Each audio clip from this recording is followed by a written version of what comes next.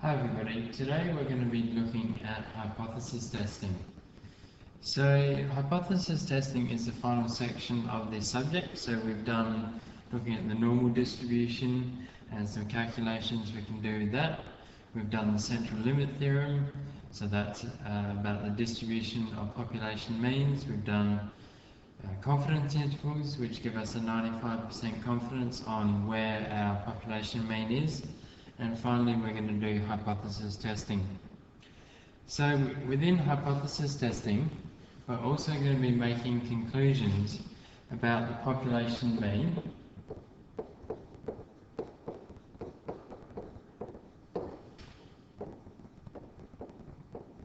and I hope by now that you know that it's represented by mu, and so we're going to be making conclusions about the population mean on the basis of a single random sample.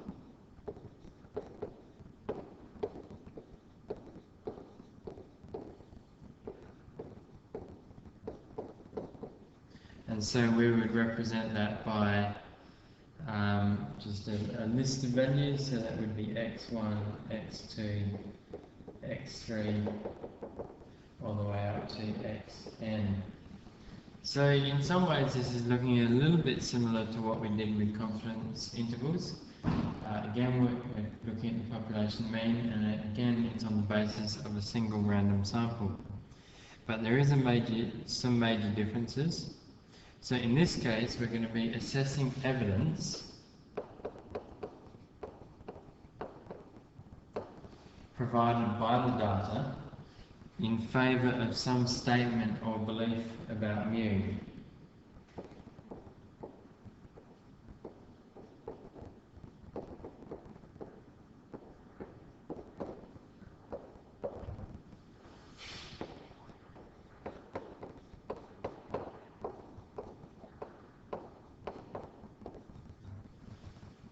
So we're going to make some statement about mu, and then we're going to use our single random sample to determine whether that's a valid statement or not. And so the way we do that is we're going to use probability to assess the evidence against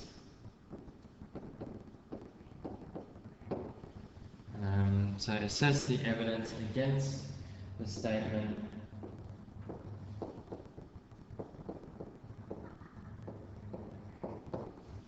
about mu. So it's a statement or belief.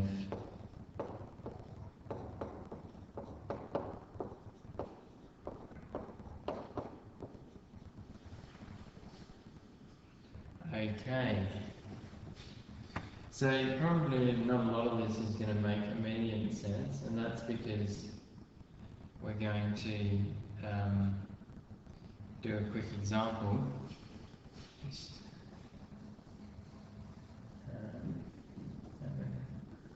clear what I've written there. So within this case, a hypothesis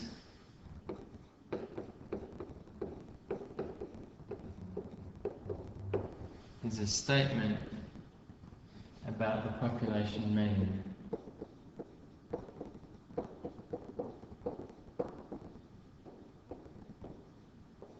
Mu.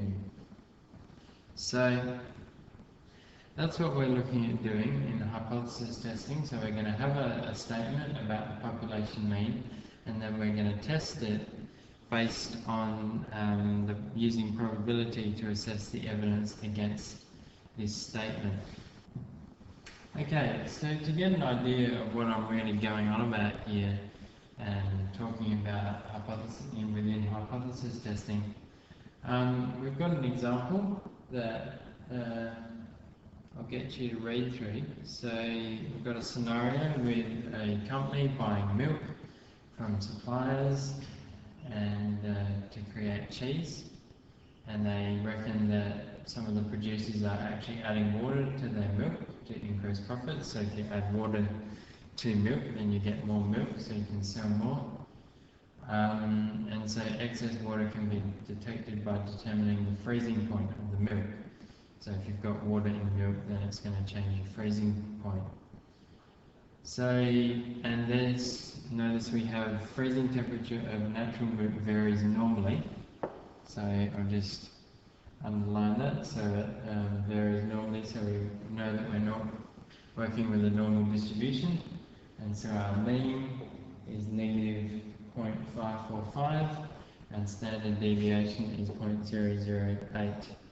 So they're going to be probably some important statistics that we're going to need to know. And adding water increases the freezing temperature. So the lab manager measures the freezing temperature of 25 consecutive lots of milk, and the mean measurement is found to be negative 0.541. So what we want to ask ourselves is, well,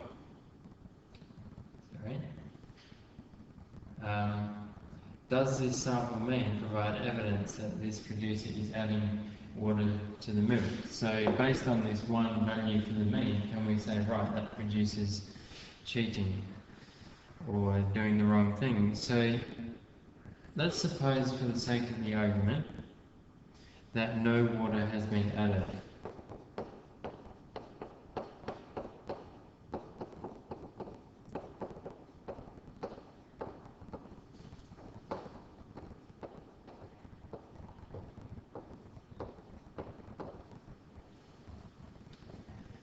And therefore the mean freezing temperature of all milk from this supply should be negative 0.545.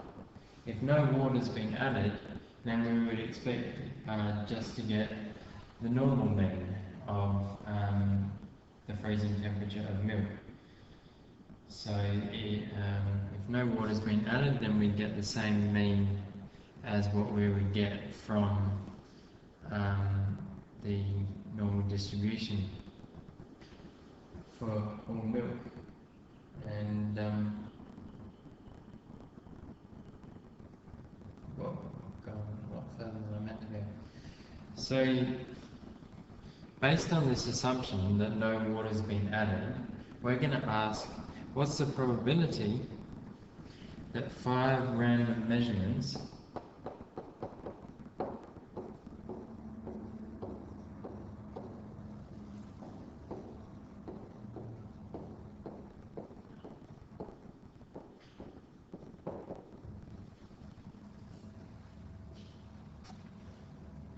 have a sample mean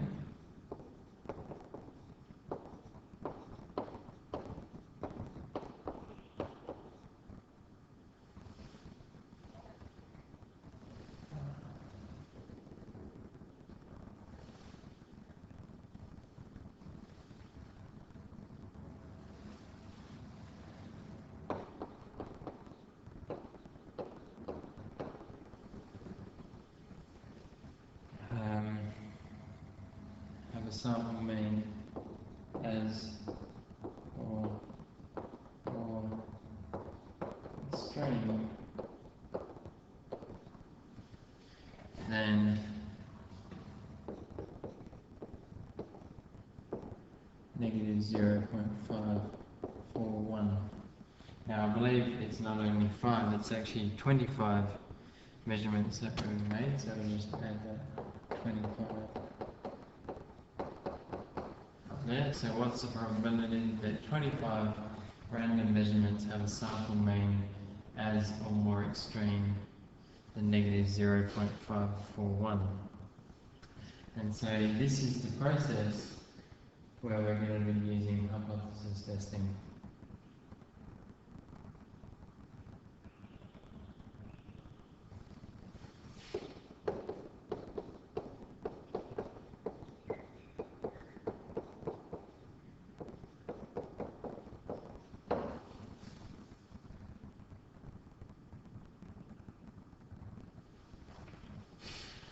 So we begin by supposing, for the sake of argument, that the difference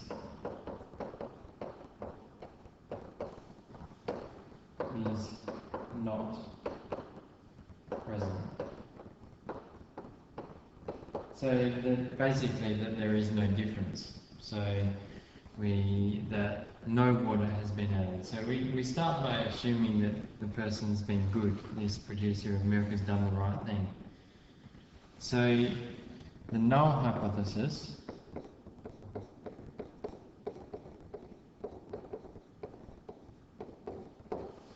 which we're going to represent by a capital H for hypothesis with a 0, so null hypothesis, H0 is a statement of no difference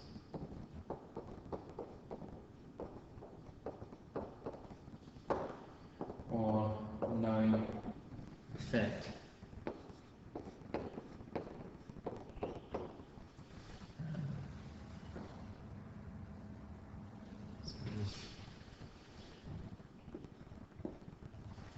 So it's a statement of no difference or no effect.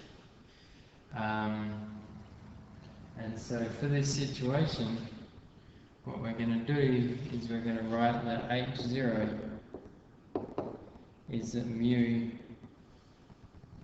is equal to mu 0. Now,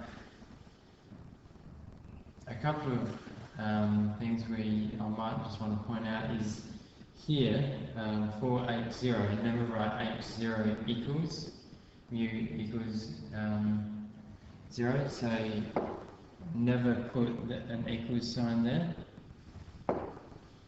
That's totally wrong. Always just make sure it's a colon like that. So never write equals, just write a colon, because if you don't write, if you write equals, it's really saying the wrong thing. And the other important thing to note is what is mu 0? Well, mu 0 is a given number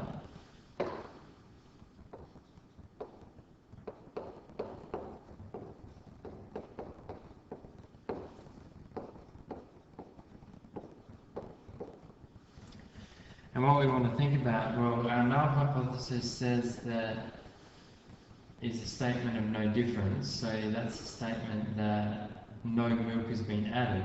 So we would expect our mean of our samples that we got, we would expect that to be the same as the mean of the population for all freezing temperatures of milk.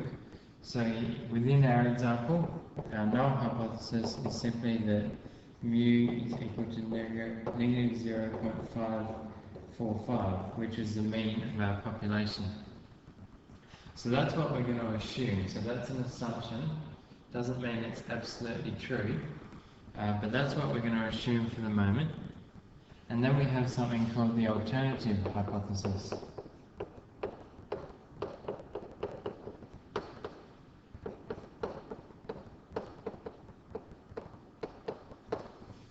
Which we represent by HA, so H for hypothesis and then A for alternative. Or we can represent it by H1. So in the null hypothesis is H0, and our alternative hypothesis could be H1. In this, for my teaching, I'll be using HA as the most common way to represent the alternative hypothesis. Suspect to be true.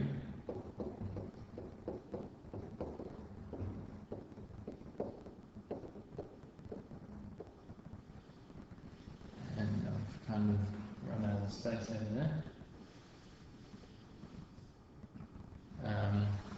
So we expect that to be true instead of H0. So instead of the null hypothesis, so we've assumed the null hypothesis to be true, and then we've got this alternative hypothesis which we actually really think is true. Okay, so in general, we write the null hypothesis as H0 is that the mu is not equal to mu 0. So our null hypothesis says that we don't think that the mean of our sample is actually equal to the mean of our population. We reckon there is a difference, so we reckon that the producer has added milk to change the mean of the sample, and that won't be equal to the mean of our population. So for our example, the alternative hypothesis is that mu is not equal to negative 0.545.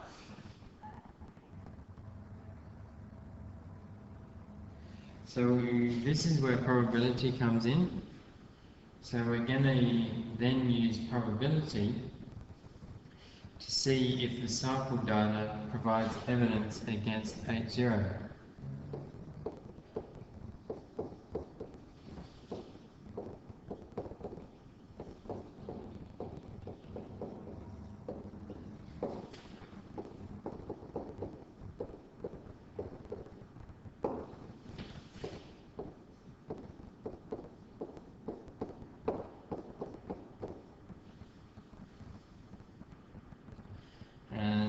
It's going to be, the hypothesis test is going to be based on what we call this test statistic. So that's either going to be X bar or Z. And I'll just point out that most commonly we use Z. So most likely you'll be using Z all the time, you won't have to worry about X bar. So if H0 is true,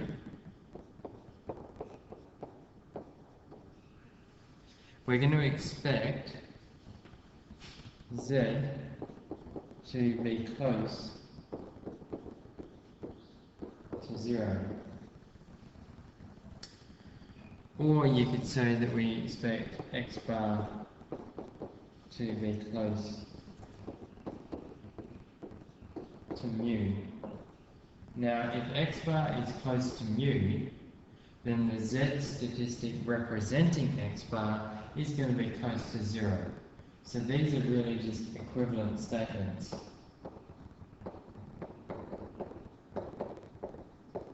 And it just makes, and generally we work in Z because that's how we are more comfortable. So the Z statistic representing X bar is going to be close to 0 is generally what we're going to be saying.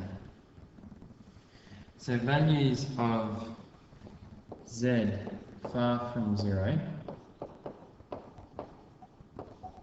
or in terms of X bar, values of X bar far from the mean give evidence against the null hypothesis.